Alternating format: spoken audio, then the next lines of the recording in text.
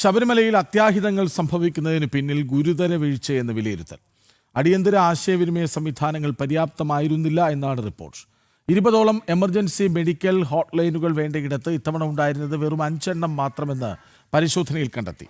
കൊച്ചിയിൽ നിന്ന് വീണ്ടും നിഷ ദിലീപ് ഒപ്പം ചേരും. നിഷ, നോക്കൂ, ഒരു സംവിധാനവും ഒരുക്കിയില്ല, ഏറ്റവും അത്യാവശ്യം വേണ്ട സംവിധാനങ്ങളും ഒരുക്കിയില്ല.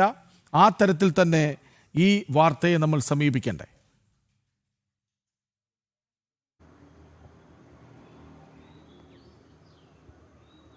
കൃഷ്ണരാജ്, ഈ ശബരിമലയിലെത്തുന്ന ഭക്തർക്ക് ഏതെങ്കിലും രീതിയിലുള്ള ഒരു കാഷ്വാലിറ്റി ഉണ്ടായാൽ പെട്ടെന്ന് ബന്ധപ്പെടാവുന്ന, അല്ലെങ്കിൽ പെട്ടെന്ന് അധികൃതരെ വിവരങ്ങൾ അറിയിക്കാനുള്ള, ഒപ്പം തന്നെ മെഡിക്കൽ സംവിധാനങ്ങളൊക്കെ തന്നെ അവർക്ക് എത്തിക്കാനുള്ള സംവിധാനമാണ് ഈ മെഡിക്കൽ ഹോട്ട്ലൈനുകൾ.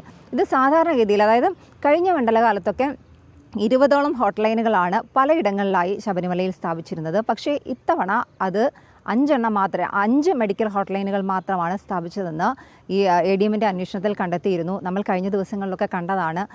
നമ്മൾ ആ ദൃശ്യങ്ങളൊക്കെ ഈ പ്രേക്ഷകരിലേക്ക് എത്തിച്ചിരുന്നതാണ്. കാരണം ശബരിമലയിലെ മുന്നൊരുക്കങ്ങളിൽ വലിയ പാളിച്ച സംഭവിച്ചു. അതാണ് നമ്മൾ കഴിഞ്ഞ ദിവസം അവിടെ കണ്ടത്. ഭക്തരുടെ മരണത്തിലേക്ക് വരെ എത്തുന്ന രീതിയിലേക്ക് കാര്യങ്ങൾ പോയിട്ടുണ്ട്. ഈ ഒരു സമയത്ത് തന്നെ 4 അയ്യപ്പ ഭക്തർ മരിക്കുന്ന ഒരു സാഹചര്യമുണ്ടായി. അപ്പോൾ ഒരു സ്റ്റാമ്പേഡ് സംഭവിക്കാവുന്ന ഒരു സ്ഥിതിയിലേക്ക് കാര്യങ്ങൾ എത്തി.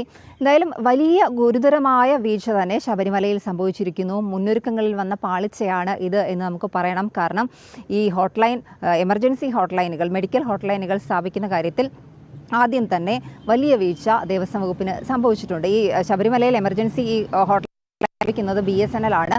പലയിടങ്ങളിൽ ഹോട്ട്ലൈനുകൾ വേണം. പക്ഷേ ഇത് സ്ഥാപിച്ചിരുന്നത് 5 എണ്ണം മാത്രമാണ് എന്ന് കണ്ടെത്തിയിട്ടുണ്ട്. ഭക്തർക്ക് ഇത്തരത്തിൽ വലിയ ദുരിതത്തിലേക്കൊക്കെ പോകാൻ കാരണം ഇതാണ് എന്ന് നമുക്ക് സംശയമില്ലാതെ തന്നെ പറയാം. ഈ ഒരു രീതിയിലേക്ക് കാര്യങ്ങൾ പോയത് വലിയ വീഴ്ച തന്നെയാണ്. ഇതിനു മുൻപ് മണ്ഡലകാലം ആരംഭിക്കുന്നതിന് മുമ്പ് മുന്നൊരുക്കങ്ങളൊക്കെ വിലയിരുത്തി എല്ലാ രീതിയിലുള്ള സംവിധാനങ്ങളും സൗകര്യങ്ങളും ഒക്കെ സന്നിധാനത്തടക്കം ഒരുക്കിയിട്ടുണ്ട് എന്ന് ദേവസ്വം വകുപ്പ് പറയുമ്പോൾ പോലും ഇത്തരത്തിൽ വലിയ വീഴ്ച അവിടെ സംഭവിച്ചു എന്ന് നമുക്ക് പറയണം. എന്തായാലും ഈ ഒരു കാര്യത്തിൽ വീഴ്ചയുണ്ടായി. ഇതിൽ അന്വേഷണം ആവശ്യപ്പെട്ടുകൊണ്ട് ഹിന്ദു ഐക്യവേദി അടക്കം പരാതികൾ നൽകിയിട്ടുണ്ട്. ഇത്തരത്തിൽ ഈ 20ഓളം മെഡിക്കൽ എമർജൻസി ഹോട്ട്ലൈനുകൾ വേണ്ടയിടത്ത് 5 ഹോട്ട്ലൈനുകൾ മാത്രമാണ് സ്ഥാപിച്ചിരുന്നത്.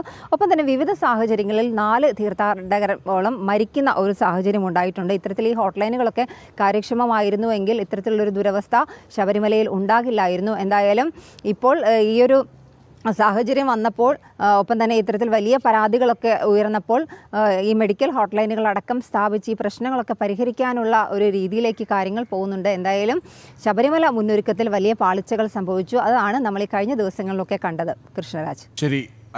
അടിയന്തര ആശയവിനിമയ സംവിധാനങ്ങൾ പോലും പര്യാപ്തമല്ലാത്ത അവസ്ഥയിലാണ് സന്നിധാനത്ത് എന്ന് കേൾക്കുമ്പോൾ തന്നെ എന്തൊക്കെ ഒരുക്കങ്ങൾ അവിടെ ഉണ്ടായി എന്ന് നമുക്ക് മനസ്സിലാകാവുന്നതേ ഉള്ളൂ.